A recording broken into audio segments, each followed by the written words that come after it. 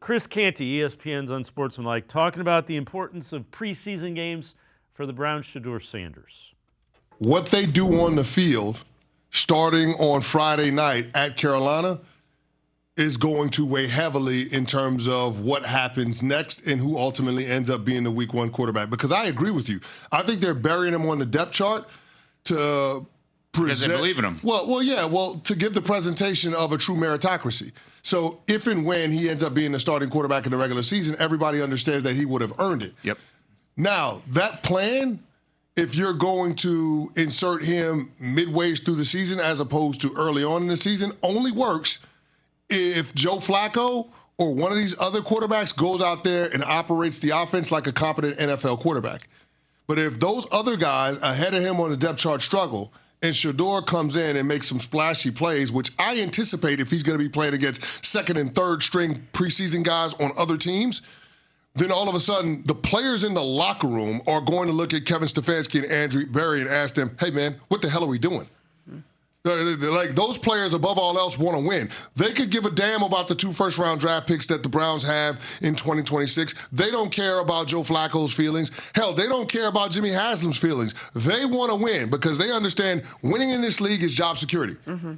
And they want to feed their families. So if Shedeur Sanders represents the best option at quarterback to help us win football games, then that's who they're going to want out there. Timeline be damned.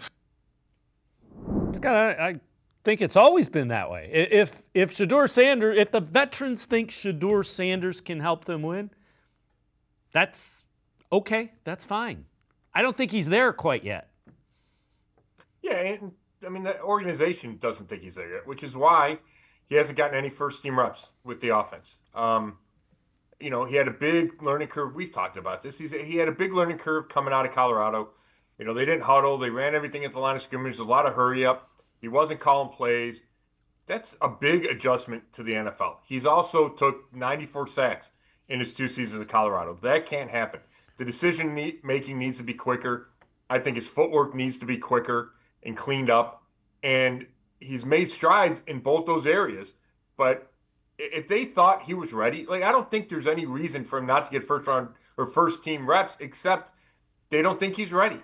So if he plays great in Carolina, maybe the discussion changes. Maybe he starts to get more of those reps. Maybe he moves ahead of Dylan Gabriel.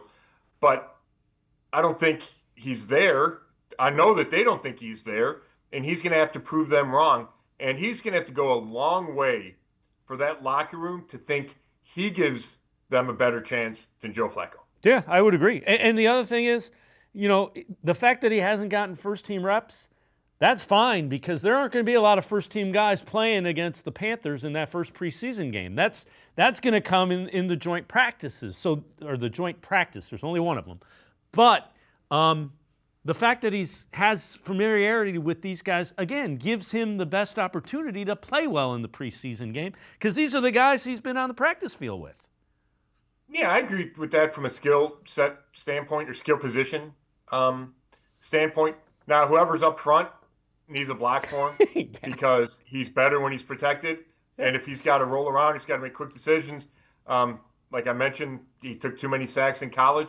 So it's going to be interesting. I was thinking about the things I'm most looking forward to watching, and one of them is how does Sanders handle all that comes with it? But first, if the pressure gets to him, can he make plays off schedule? Can he get out of the pocket? Can he get the ball? Can he throw it away and avoid a sack?